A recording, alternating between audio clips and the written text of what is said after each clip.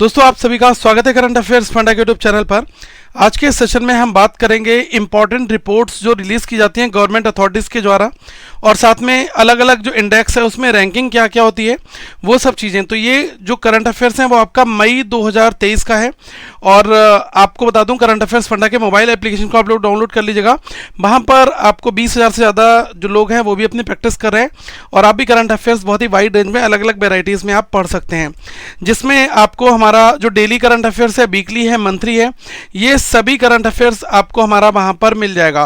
Plus साथ में 2020, 21, 22 इन सभी के PDF पड़े हुए हैं, तो आप इनको भी देख सकते हैं। और जो एग्जाम ओरिएंटेड करंट अफेयर्स है, प्लस साथ में टेस्ट सीरीज है, वीडियोज़ हैं, बहुत कुछ है। तो आप ऐप को डाउनलोड करें और अपनी प्रैक्टिस बेहतर तरीके से करें। अब जैसा कि फर्स्ट क्वेश्चन है यहाँ पर काफ़ी इंपॉर्टेंट है। ये कहा गया है कि which agency released a report, title क्या है उसका, promoting millets in diets best practice across state union territories of India. यहाँ पर यह कहा जा रहा है कि कौन सी एजेंसी ने अभी एक रिपोर्ट रिलीज की है जिसका नाम है प्रमोटिंग मिलेट्स इन डाइट्स। ठीक है, मतलब जो खाने में मिलेट्स को बढ़ावा देना। ठीक है, ये है। अब ये बहुत अच्छा इनिशिएटिव है। मिलेट्स आपको बताना चाहूँगा, मिलेट्स एक तरीके से मिरेकल फूड्स होता है। आप ऐसा समझें कि जो होलसम फूड होता है, अलग अलग तरीके से देखने को मिलता है। जैसे कि आप देख सकते हैं जो बाजरा है, ठीक है, ये भी मिलेट फॉर्मेट में आपको मिलता है। अगर मैं बात करूँ जिसको हम लोग बोलते हैं कंगनी, ठीक है, ये आपने सुना होगा कई बार। ये भी आप सुन सकते हैं कि फॉक्सटेल जो मिलेट होती है ना, ये एक तरीके का बर्ड फूड होता है। गैस आपको बता दूं बहुत ही हाईली जो न्यूट्रिशन वैल्यू है वो यहाँ पर रहती है। तो ये यहाँ पर कहा जा रहा है कि जो पूरा अनाज है, ठीक है, मिलेट फॉर्मेट का, वो भी हम सभी की डाइट्स में आना चाहिए। तो ये नीति आयोग ने अभी अपनी एक रिपोर्ट जारी की है जिसमें इन्होंने मिलेट्स को प्रमोट करने के लिए जो है डाइट्स में अपनी एक रिपोर्ट की है, और इसका बहुत बड़ा महत्व भी है। तो ये रिपोर्ट आप नोट कर लें, नीति आयोग, और नीति आयोग ने ये वाली रिपोर्ट की है promoting millets in diet best practices across the India union territories. ठीक है, आप सभी को पता है कि ये रिपोर्ट रिलीज की है जो नीति आयोग के 22 चेयरमैन हैं Suman K Bery, in the presence of member health doctor BK Paul, member agricultural doctor Ramesh Chand, and CEO BBR Subrahmanyam. ठीक है, तो ये जो पोस्ट जिन जिन लोगों के पास है, ये डेटा काफ़ी इंपॉर्टेंट है, तो आप इसको यहाँ पर नोट कर सकते हैं। ठीक है, अब यहाँ पर देखिएगा कि the report in the 3 themes, 3 theme है।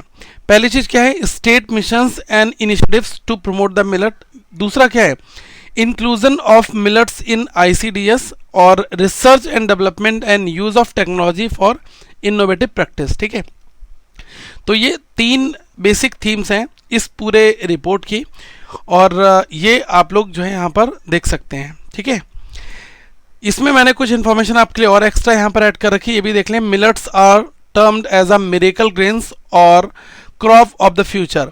ये गाइस इसलिए भी कहा जा रहा है क्योंकि इसमें जो न्यूट्रिशन वैल्यू है वो अदर फूड ग्रेन्स के कंपैरिजन में बहुत ज़्यादा है। ठीक है, ये आप देख सकते हैं अलग अलग जो टाइमलाइन है, policy initiative related to millet by the government of India. 2012 से लगातार काम हो रहा है, और हर एक तरीके से नई पहल यहाँ पर आ रही है। लिखा है 9 month for jowar and bajra, 10 month for ragi, and 6 month for maize. देखो क्या होता है, जब कभी भी आप आटा लेने जाते हैं, आप कहते हैं मल्टीग्रेन आटा दो, आप उसमें रागी डलवाते हैं, बाजरा डलवाते हैं, ठीक है, आप उसमें जौ डलवाते हैं, मक्का डलवाते हैं। तो ये सब चीज़ें का जो प्रोपोर्शन है वो कहीं ना कहीं पर आपकी डाइट में अगर आ रहा है तो ये बेहतर है। तो मिलेट्स जो है ज़्यादातर हमारे फूड में आनी चाहिए। इंडिया में लगभग 9 अलग अलग तरीके की मिलेट्स हैं, वो कॉमनली यूज़ होती हैं। लार्जेस्ट प्रोड्यूसर है भारत, और 5th लार्जेस्ट एक्सपोर्टर है मिलेट्स का पूरी दुनिया में। ठीक है, और जो मेजर मिलेट प्रोड्यूसिंग स्टेट हैं वो है राजस्थान, उत्तर प्रदेश, हरियाणा, गुजरात, मध्य प्रदेश, महाराष्ट्र, कर्नाटका, तमिलनाडु, आंध्र प्रदेश एंड तेलंगाना। तो ये जो तमिलनाडु हैं, यहाँ पर गाइस सबसे ज़्यादा जो आपकी फॉक्सटेल मिलेट्स है ना, वो यहाँ पर पाई जाती है। एशिया और अफ्रीका जो है ये मेजर प्रोडक्शन करते हैं, और जो कंजप्शन सेंटर्स हैं मिलेट क्रॉप्स के, तो ये भी आपको पता होना चाहिए। इंडिया, नाइगर, सूडान, नाइजीरिया, ये मेजर प्रोड्यूसर्स हैं मिलेट्स के। ठीक है, यहाँ पर क्वेश्चन है कि किस भारतीय शहर ने ईज ऑफ मूविंग इंडेक्स, जिसको हम लोग बोलते हैं EOMI, इंडिया रिपोर्ट 2022 में शीर्ष स्थान हासिल किया है। भारत का वो कौन सा सिटी है जिसने टॉप किया है ease of moving index EOMI India report 2022 में? तो ये पुणे ने किया। आपने न्यूज़ मीडिया में देखा होगा, Pune tops ease of moving index, Mumbai and Coimbatore follow. ठीक है, तो वो लोग इसके बाद में आते हैं। अब ये भी नोट कर लें, पुणे एंड पिंपरी, ये जो चिंचवाड़ है, इनका हाईएस्ट स्कोर है ईज ऑफ मूविंग जो इंडेक्स है 2022। ठीक है, the twin cities were followed by Mumbai and Coimbatore. ठीक है, मुंबई और कोयम्बटूर इसके बाद में है। In Ola mobility institute OMI foundation ease of moving index. ठीक है, तो ये यहाँ पर रिपोर्ट का हवाला पूरा दिया गया है। ठीक है, आप कुछ और डिटेल पढ़ना चाहें तो पढ़ सकते हैं, यहाँ से आपको अच्छे पॉइंट्स मिलेंगे। ये सब detail PDF current affairs funda के जो ऐप है वहाँ पर अपडेट होती है। यहाँ पर जैसा कि कहा गया है कि नीति आयोग ने सामाजिक क्षेत्र में सर्वोत्तम कार्य प्रणालियाँ एक सार संग्रह 2023 जारी करने के लिए किसके साथ सहयोग किया है?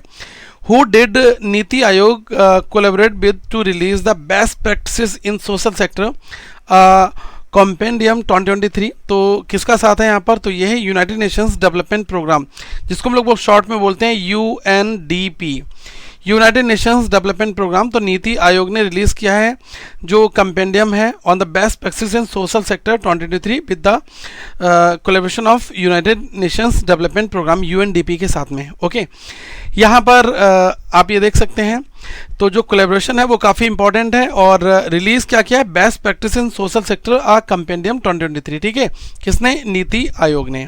ठीक है, तो ये आप नोट यहाँ पर कर लें।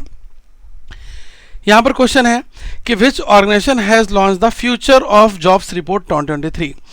जो फ्यूचर ऑफ जॉब्स रिपोर्ट 2023 की है वो कौन से संगठन ने जारी की है, लॉन्च की है?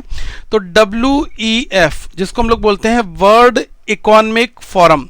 तो वर्ल्ड इकोनॉमिक फोरम, इन्होंने ये वाली रिपोर्ट जो है लॉन्च की है इस ऑर्गेनाइजेशन ने। Nearly 25% expected to change in next 5 years, 22% in India.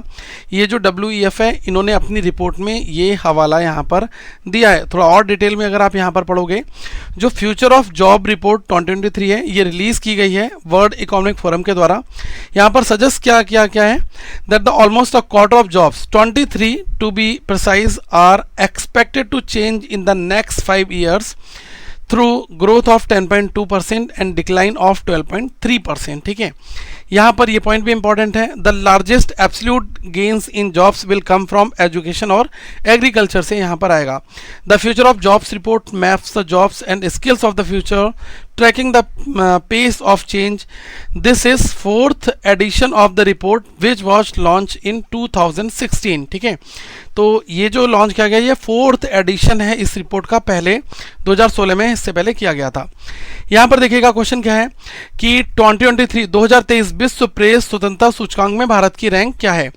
What is the India's rank in the 2023 world press freedom index? तो ये है 161, काफ़ी इंपॉर्टेंट है।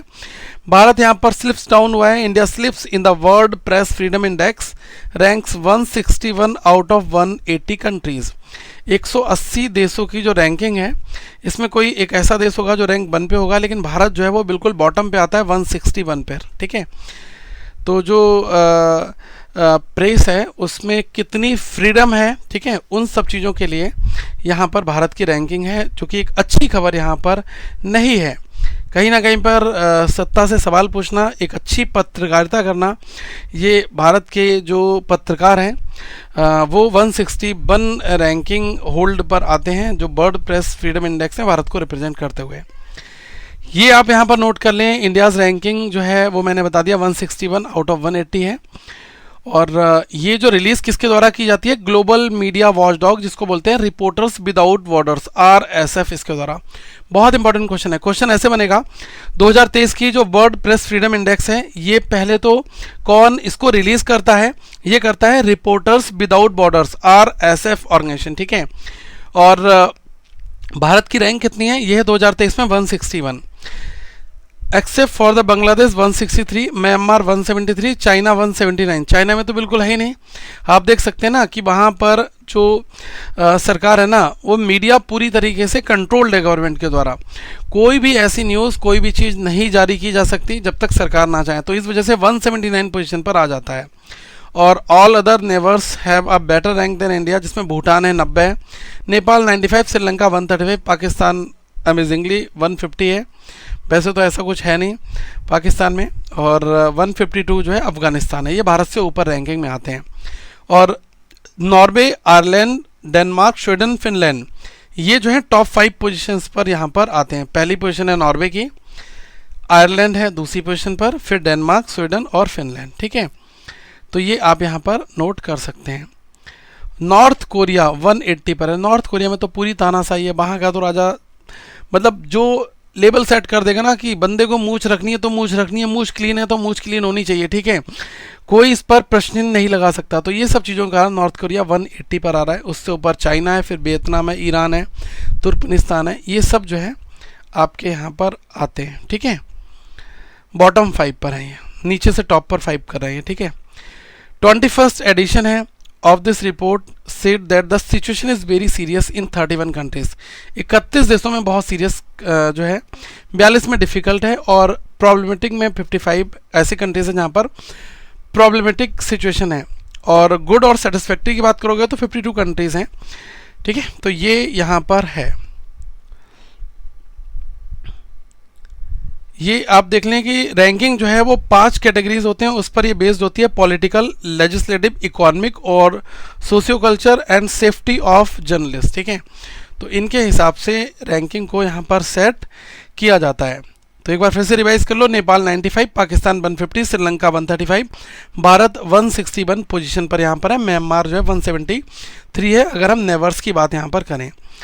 ये क्वेश्चन काफ़ी अच्छा है। यहाँ पर वित्त वर्ष 2022 में भारत में पेटेंट फाइलिंग में कितने प्रतिशत की वृद्धि हुई है, मतलब अगर हम बात करें percentage of increase in patent filings. ठीक है, तो अभी एक रिपोर्ट आई है जिसमें हवाला दिया गया है कि 13.6% जो है ये पेटेंट फाइलिंग्स जो है भारत में, ये इंक्रीज इस तरीके से किया है। तो इंडियाज पेटेंट फाइलिंग शोड 13.6% इन 2022। नेस्कॉम ने ये रिपोर्ट अभी अपनी यहाँ पर जारी की है। ठीक है, तो भारत में ये एक अच्छा सिग्नल है। देखो यहाँ पर क्या होता है, पेटेंट फाइलिंग का मतलब होता है आपने कोई अपना ब्रांड बनाया। ठीक है, अब जैसे हमारा ब्रांड है करंट अफेयर्स फंडा, तो हमने इसको पेटेंट करा रखा है। कोई अदर पर्सन इस नाम से कोई यूट्यूब चैनल नहीं ओपन कर सकता, कोई कोचिंग नहीं ओपन कर सकता, कोई थर्ड पर्सन बिजनेस नहीं ओपन कर सकता, क्योंकि हमारा पेटेंट है। ठीक है, current affairs funda, logo and name. ठीक है, तो इस तरीके से अगर आप अपना कोई भी बिजनेस बनाते हैं, ठीक है, किसी ने बना लिया कि बैंकर चाय वाला, बैंकर चाय वाली, तो कल को अगर वो पेटेंट करा लेता है ना, तो अल्टीमेटली कोई और पर्सन उस चीज़ों को नहीं कर सकता। ये क्या है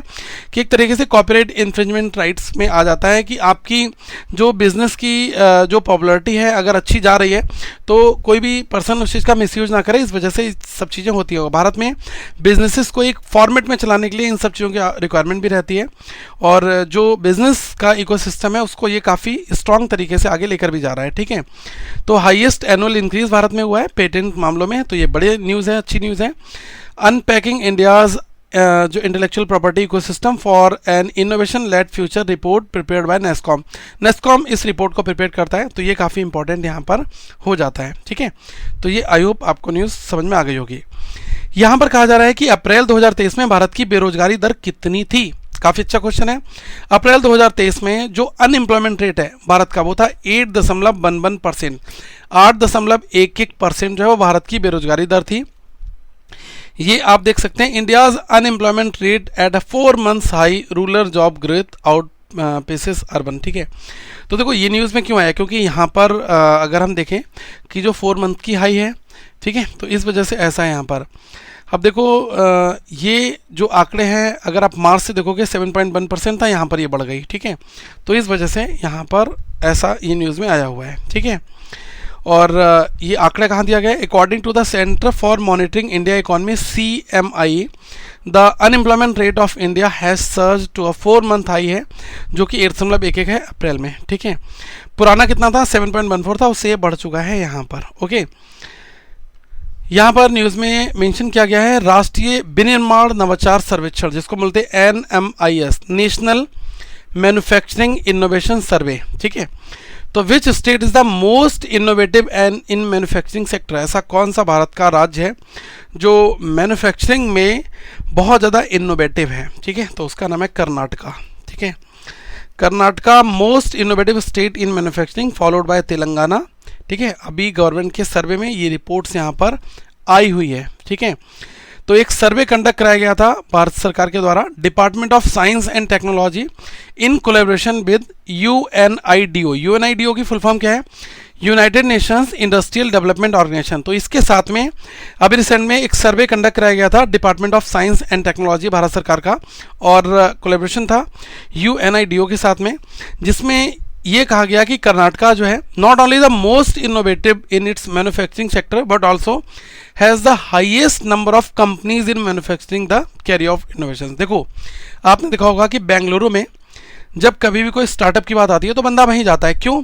क्योंकि पहली चीज़ क्या है, वहाँ पर इन्वेस्टर्स आसानी से मिल जाते हैं। दूसरी चीज़, वहाँ पर जो मैन पावर है ना, वो आपको आराम से मिल जाएगी। तो आपने देखा कि बड़ी बड़ी जो टेक जाइंट कंपनीज हैं वो अपने सेंटर्स को बेंगलुरु में लेकर रखती हैं, और कोई स्टार्टअप आता है तो सबसे पहले वो जाता कहाँ पर है? बेंगलुरु में। इसलिए बेंगलुरु को कहा जाता है सिलिकॉन वैली ऑफ इंडिया। ठीक है, तो ये बेंगलुरु का सिलिकॉन वैली है।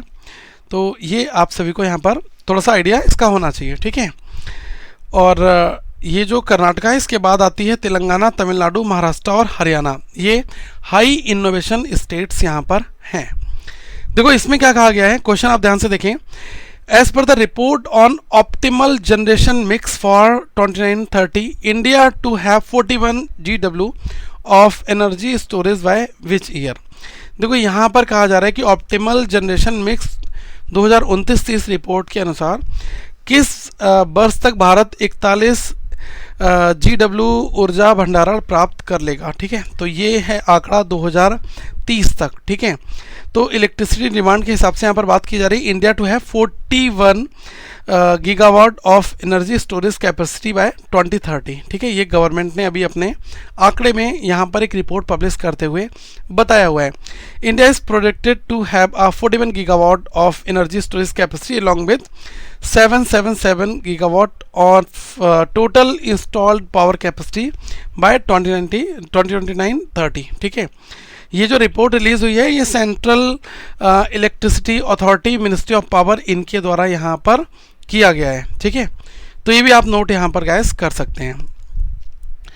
इसमें कहा गया है कि कौन सा देश उन 10 देशों की सूची में सबसे ऊपर है जो विश्व स्तर पर 60% मात्र मृत जन्म और नवजात मृत्यु के लिए जिम्मेदार हैं। ठीक है, देखो गाइस यहाँ पर कहा जा रहा है कि ऐसा कौन सा देश है जिसने टॉप किया है list of 10 countries that account for 60% of global maternal death और स्टिल बर्थ्स, और जो न्यूबॉर्न डेथ हैं ग्लोबली होती हैं, तो गाइस उसमें ये भारत आता है। तो मतलब ये कहा जाए कि यहाँ पर जो मेडिकल इंफ्रास्ट्रक्चर है, अगर हम रूरल की बात करें तो वहाँ पर इतना शानदार नहीं है जितना होना चाहिए। ठीक है, देखो यार अर्बन एरियाज़ में क्या होता है आप खुद समझ सकते हैं कि अगर कहीं पर किसी बेबी की डिलीवरी होने वाली है तो सी सेक्शन प्लान करना है, डॉक्टर्स की फैसिलिटी टीम वगैरह काफ़ी प्लान है। ठीक है, अच्छा है। लेकिन अगर हम विलेज की बात करें तो वहीं पर अभी भी दाई कल्चर है, और आप देख सकते हैं कि जो सरकारी अस्पताल जो गाँव में जो छोटे छोटे बना रखे हैं, ठीक है, तो अलग अलग जो प्राथमिक केंद्र बना रखे हैं इन्होंने, स्वास्थ्य केंद्र, तो वहाँ पर ये फैसिलिटीज़ नहीं है। इस कारण जो माता है और बेबी है, इन दोनों की डेथ भी कई मायनों में देखी गई है। ठीक है, तो ये अभी यूनाइटेड नेशंस की एक स्टडी आई है जिसमें ये यहाँ पर आंकड़ा बताया गया है। तो India leads a list of 10 countries that together account for 60% of global maternal death. जो पूरी दुनिया में मैटरनल डेथ होते हैं उसमें 60% तो अकेले भारत से ही आते हैं। ठीक है, अगर हम बात करें स्टिल बर्थ्स की, न्यू बॉर्न डेथ्स की, और 51% of live birth globally, as per the report release by the United Nations ने ये आंकड़े यहाँ पर जारी किए हैं। The latest published estimate in this progress taking report by the WHO, UNICEF and the UNFPA was launched at the international maternal newborn health conference, जो कि 2023 में इसको होस्ट किया है government of south Africa and align MNH in collaboration with the United states agency for international development USAID, Cape Town, south Africa के द्वारा। ठीक है, तो ये आप यहाँ पर नोट कर सकते हैं। और फॉलोड बाय नाइजीरिया, पाकिस्तान, जो कॉन्गो है, इथोपिया, बांग्लादेश, चाइना है, तो ये भारत के बाद आते हैं यहाँ पर। ठीक है, इसमें आप देखिएगा यहाँ पर 2022 के अंत तक दुनिया भर में कितने आंतरिक रूप से विस्थापित लोग जो है IDP दर्ज किए गए हैं। इंटरनली डिस्प्लेस पीपल IDPs, ठीक है। तो ये कहा जा रहा है कि कितने रिकॉर्ड यहाँ पर किए गए हैं, तो 71 मिलियन का डेटा यहाँ पर आया हुआ है। 71 million people internally displaced world wide, ठीक है। तो अभी ये भी रिपोर्ट एक जारी की गई with the report increase of nearly 20% from the previous year. ये 20% ज़्यादा है पिछले साल की तुलना में। The number of internally displace people IDP around the world, ये 71 मिलियन पहुंच चुके हैं at the end of 2022 according to the. एक रिपोर्ट आती है, एनुअल रिपोर्ट IDMC जारी करता है। IDMC का मतलब है इंटरनल डिस्प्लेसमेंट मॉनिटरिंग सेंटर, ठीक है। ये आप यहाँ पर ये वाला पॉइंट जरूर नोट कर लेना और इन दोनों चीज़ों को भी एक बार देख लेना, ठीक है। ये सब हमारी डिटेल PDF में आपको मिल जाएगा, ठीक है। यहाँ पर कहा गया है कि किस हवाई अड्डे को दुनिया के सबसे समेनेस्ट हवाई अड्डे के रूप में मान्यता दी गई है। मोस्ट पंक्चुअल एयरपोर्ट जो है पूरी दुनिया का, वो है हैदराबाद एयरपोर्ट। जो RGIA है, इन्होंने मोस्ट पंक्चुअल एयरपोर्ट का जो खिताब है वो हैदराबाद एयरपोर्ट, ठीक है। तो इसके पास में है, तो ये आप यहाँ पर नोट कर सकते हैं। RGIA emerge the most punctual airport in the world 2023, ठीक है। 2023 का जो है सबसे ज़्यादा पंक्चुअल एयरपोर्ट ये आया हुआ है, ठीक है। तो ये भी आप सभी को यहाँ पर पता हो जाना चाहिए, ठीक है। देखो इसमें कहा गया है कि according to the United Nations which 5-year period will be the warmest ever recorded on the planet, ठीक है। ये कहा जा रहा है, यूनाइटेड नेशंस की एक रिपोर्ट है उसके हिसाब से कि कौन सी 5 वर्ष की अवधि जो है पृथ्वी पर दर्ज की गई अब तक की सबसे गर्म अवधि होगी। तो 2023 से 27 तक की जो अवधि है वो सबसे ज़्यादा जो वार्मेस्ट होगी वो यहाँ पर रिकॉर्ड की जा रही है। Next 5 years are expected to be the warmest period recorded, United Nations ने ऐसा यहाँ पर कहा है। तो ये आप यहाँ पर नोट कर लें। जो रिपोर्ट है यूनाइटेड नेशंस का ऑर्गेनाइजेशन है WMO, वर्ल्ड मेट्रोलॉजिकल ऑर्गेनाइजेशन, ठीक है। तो जो मौसम से जुड़ी पूरी सारी चीज़ों की स्टडी करता है दुनिया भर में, यूनाइटेड नेशंस का एक ऑर्गेनाइजेशन है जिसको हम लोग बोलते हैं WMO, वर्ल्ड मेट्रोलॉजिकल ऑर्गेनाइजेशन, ठीक है। तो इसके द्वारा अभी ये बान किया गया है कि मतलब अगले 5 साल जो हैं वो सबसे ज़्यादा गर्म पीरियड रिकॉर्ड यहाँ पर किया जाएगा, ठीक है। The hottest 8 years ever recorded were in between 2015 to 2022। तो मतलब चला आ रहा है ना। अगर पिछले 8 सालों की बात करें तो वो भी काफ़ी हॉटेस्ट था, अब 23 से 27 कर दिया गया है, ठीक है। Temperature are forecast to increase further as a climate change, क्योंकि देखो क्लाइमेट चेंज काफ़ी तेज़ी से हो रहा है, इस वजह से जो टेम्परेचर है वो कई डिग्री तक इंक्रीज हुआ है बहुत जगह पर देखा जाए। 2015 का जो पेरिस एग्रीमेंट था उसमें देखा गया कि कंट्रीज एग्री होते हैं to the cap global warming at 12 below 2 degrees Celsius above average level measured between 1850 and 1900 and 1.5 Celsius if possible. The global mean temperature in 2022 was 1.15 Celsius above हुआ है। मतलब अगर 1850-1900 की एवरेज से बात करें तो यहाँ पर लगभग 1 डिग्री से ऊपर हमें ग्लोबल टेम्परेचर देखने को यहाँ पर मिला है।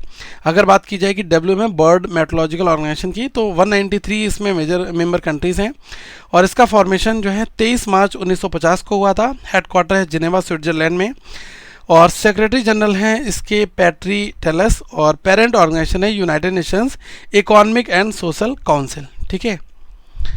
यहाँ पर इसको नोट कर लीजिएगा। किस एजेंसी ने टर्निंग ऑफ टैप नामक एक रिपोर्ट जो है इसको लॉन्च किया है? Which agency launch a report called turning off the tap, ठीक है। तो ये UNEP, United Nations environment programme, इसके द्वारा इस रिपोर्ट को जो है यहाँ पर कहा गया है। United Nations Environmental Programme measures to reduce the 80% of the bird plastic pollution by 2040। मतलब लोग काफ़ी जागरूक हो रहे हैं, 2040 तक लगभग 80% जो प्लास्टिक पोल्यूशन हो रहा है इससे हमें निजात मिल सकेगी। यहाँ पर देख लीजिएगा कि किस एजेंसी के अनुसार भारत 2023-24 में वैश्विक सकल घरेलू उत्पाद GDP की वृद्धि में 16% का योगदान देगा। अभी कौन सी एजेंसी ने कहा है कि India is expected to contribute 16% of the global gross product. जो ग्लोबल GDP है 2023-24 की अगर बात की जाए तो उसमें जो है भारत 60% का जो है सहयोग करेगा। तो ये मॉर्गन स्टैनले की रिपोर्ट है, उसमें ऐसा दावा किया गया है। India to contribute 16% to the global GDP growth over 2023-2024। Morgan Stanley जो कि एक जो है GDP ग्रोथ और इस तरीके के फॉरकास्ट प्रोडक्शंस इन सभी को देता है, तो इन्होंने अपने यहाँ पर अभी आंकड़े दिए हैं, ठीक है। ये आप कुछ और यहाँ पर देख सकते हैं कि मॉर्गन स्टैनली इन्होंने कहा कि इंडिया जो है is benefiting from a combination of cyclical and structural tailwinds and is expected to contribute 16% of the global gross domestic products growth over 2023-2024। ठीक है, मॉर्गन स्टैनली एक अमेरिकन मल्टीनेशनल इन्वेस्टमेंट बैंक है और एक फाइनेंशियल सर्विसेज कंपनी। इसका headquarter जो है वो है मिड टाउन न्यूयॉर्क सिटी में, और जेम्स पी गवर्नमेंट जो है वो चेयरमैन और सीईओ है इसके। यहाँ पर देखिएगा, क्वेश्चन है आपके लिए, अप्रैल 2023 में कृषि श्रमिकों के लिए उपभोक्ता मूल्य सूचकांक, जिसको हम लोग बोलते हैं CPI, ठीक है, कंज्यूमर प्राइस इंडेक्स, तो वो कितना है? ठीक है, तो ये है 1180 पॉइंट। अगर हम बात करें अप्रैल 2023 में कृषि श्रमिकों के लिए जो कंज्यूमर प्राइस इंडेक्स है वो है 1180 पॉइंट्स का। यहाँ पर थोड़ा सा और कुछ पॉइंट्स यहाँ पर नोट कर सकते हैं। All India consumer price index number for agricultural labours and rulers labours base क्या है? 1986 से 87 है। तो ये जो मंथ है 2023 अप्रैल में ये रिलीज़ किया गया by the 5-6 points to stand at 1180 पर। ठीक है, 1180 एंड 1192 जो है ये पॉइंट्स यहाँ पर आए हुए हैं। ठीक है, तो ये आप लोग यहाँ पर नोट कर सकते हैं। इसमें कहा गया कि रियल एस्टेट सलाहकार नाइट फ्रैंक इंडिया की रिपोर्ट जो है prime global cities index Q1 2023 में विश्व के 46 शहरों में से किस भारतीय शहर को छठा स्थान मिला है? Which Indian city rank 6 among the 46 cities globally in the real estate consultant Knight Frank India's report prime global cities index Q1 2023? तो ये मिला है मुंबई को। ठीक है, तो ये आप यहाँ पर नोट कर लें। बोस्टन कंसल्टिंग ग्रुप, जिसको हम लोग बोलते हैं BCG, इसके द्वारा जारी शीर्ष 50 नवोन्मेषी कंपनियों की 2023 सूची में शामिल होने वाली एकमात्र भारतीय कंपनी कौन सी है? Which among the following is the only Indian company to feature in the top 5 innovative companies 2023 list release by the Boston Consulting Group. देखो, BCG जो है बोस्टन कंसल्टिंग ग्रुप, इन्होंने एक रिपोर्ट रिलीज की है जिसमें टॉप 50 जो इनोवेटिव कंपनीज हैं 2023 की लिस्ट में, इसमें भारत का जो टाटा ग्रुप है इसको शामिल यहाँ पर किया गया है। ठीक है, टाटा ग्रुप की रैंक है 20th है यहाँ पर, जो बोस्टन कंसल्टिंग ग्रुप की टॉप 50 की रैंकिंग है उसमें। ठीक है, तो ये आप नोट यहाँ पर कर लें। और ये काफ़ी इंपॉर्टेंट क्वेश्चन बन जाता है, तो डिटेल्स अगर आप पढ़ना चाहते हैं तो डिटेल्स हमने यहाँ पर भी दे रखा है। और अगर आप टॉप 10 की बात करेंगे, टॉप 10 रैंक्स लिस्ट वाइज देखोगे, एप्पल है, Tesla, Amazon, Alphabet, Microsoft, Moderna, Samsung, Huawei, YVD and Siemens जो है ये इस ऑर्डर में आती हैं। तो Apple, Tesla, Amazon, Alphabet, Microsoft ये टॉप 5 हैं, तो इसको भी आप यहाँ पर नोट कर लें। यहाँ पर क्वेश्चन कहा गया है कि according to the World Bank's state and trends of carbon pricing report, how many money was raised by countries through charges on carbon dioxide emissions 2022? मतलब विश्व बैंक की state and trades of carbon pricing report के अनुसार 2022 में जो carbon dioxide उत्सर्जन पर शुल्क के माध्यम से देशों पर कुल कितना धन जुटाया गया है? तो ये गाइस 95 बिलियन US$ का धन है। तो ग्लोबल कार्बन प्राइसिंग जो स्कीम्स है उसने रिकॉर्ड यहाँ पर कलेक्शन रेज किया है 95 बिलियन US$ का 2022 में। यहाँ पर आप कुछ और भी आंकड़े देख सकते हैं। According to the World Bank की एनुअल रिपोर्ट जिसका नाम है state and trends of carbon pricing, काफ़ी इंपॉर्टेंट है, क्वेश्चन पूछा जाएगा state and trends of carbon pricing.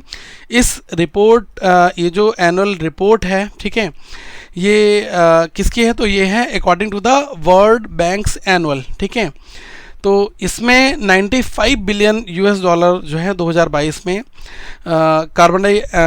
जो कार्बन डाइऑक्साइड एमिशंस है इस पर ये अमाउंट कलेक्ट हुआ है। तो इतना बड़ा कलेक्शन है ये। ठीक है, तो लोगों का यही प्रयास है लगातार कि ज़्यादा से ज़्यादा इसको कम से कम किया जाए। ठीक है, ताकि हमारी जो नेचर है, पृथ्वी है, इसको और भी अच्छे से बचाया जा सके। ठीक है, तो ये गाइस डिटेल था और पूरी PDF आप अच्छे से रीड करें।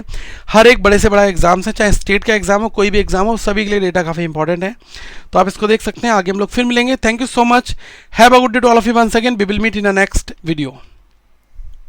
और प्लीज़ शेयर द वीडियो और अपने दोस्तों तक इस वीडियो को शेयर जरूर करें और चैनल को सब्सक्राइब भी कर लें। ठीक है।